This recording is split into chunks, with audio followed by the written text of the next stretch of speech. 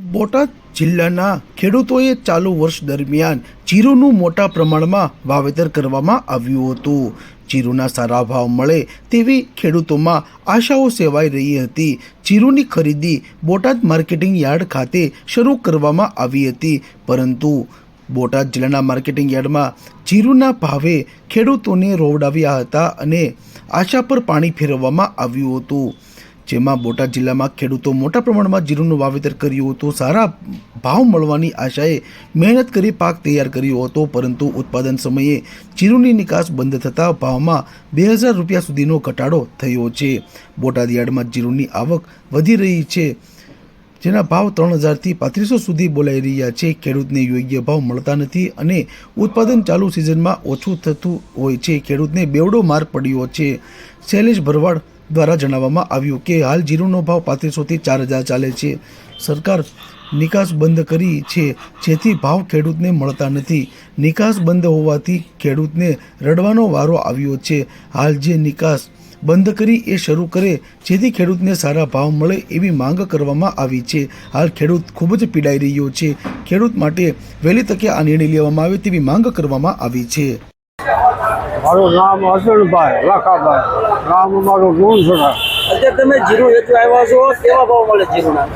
ભાવ તો અત્યારે વેપારી હાવ કાઢી નાખ્યા છે, એટલે 4000ની અંદર આપે, 3300 3500 એમ ભાવ આપે. ગઈ સાલ જીરુના કેવા ભાવ હતા અને અત્યારે કેવા ભાવ છે? ગઈ સાલ તો હતા 7-8 હજાર રૂપિયા, અને ખર્ચોનો કોઈ પાર નથી. આમાં દવાઈ ખાતર એની સામે ભાવ મળતા નથી, એટલે ખેડૂતોને તો પૂરી મુશ્કેલી છે. સરકાર પાસે તમારી શું માંગ છે? સરકાર પાસે 7-8 હજાર રૂપિયા ભાવ હોય તો ખેડૂતોને પહોંચ થાય. ખેડૂતો કાળી મજૂરી કરે છે, મોંઘા ભાવનું બિયારણ દવા છાંટે છે અને ભાવ નથી મળતા, કેવી તકલીફ પડે છે? હવે તેની તો કાંઈ વાત જ નહીં થાય.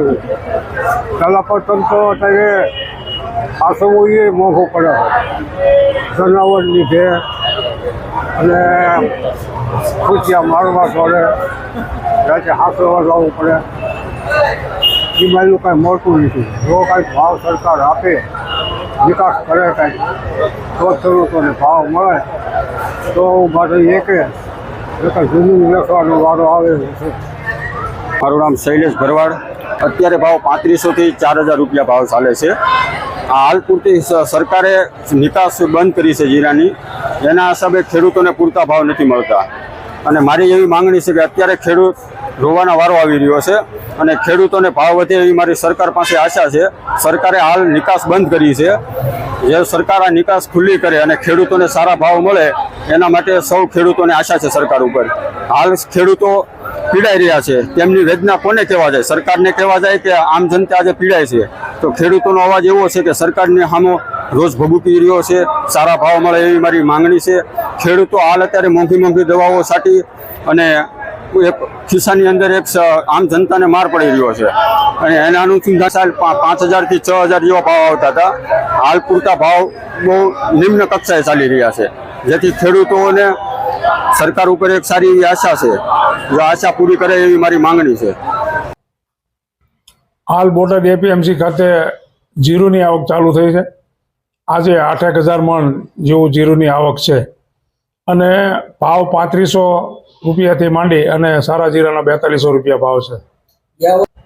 આ વર્ષે બોટાદ જિલ્લાની અંદર અને આજુબાજુના જિલ્લાઓની અંદર ગુજરાત સરકાર દ્વારા પાણીની આગોતરી વ્યવસ્થા કરવાના કારણે જીરું અને ચણાના વાવેતર ખૂબ જ પ્રમાણમાં થયેલ છે, અને જો સરકાર જીરાની નિકાસ કરે તો ગયા વર્ષે 5000 થી ઉપરના ભાવો હતા, પરંતુ અત્યારે હાલ જીરાની અંદર ભેજના કારણે તાજું જીરું ખેડૂતો વેપાર કરવા માટે લાવતા હોય, જેથી જીરાના ભાવ હાલ 4200 રૂપિયા છે. પણ આગામી દિવસોમાં સરકારશ્રીને અમે રજૂઆત પણ કરવાના છીએ, અને જીરાની જો નિકાસ કરવામાં આવે તો ખેડૂતોને સારામાં સારા ભાવ મળે.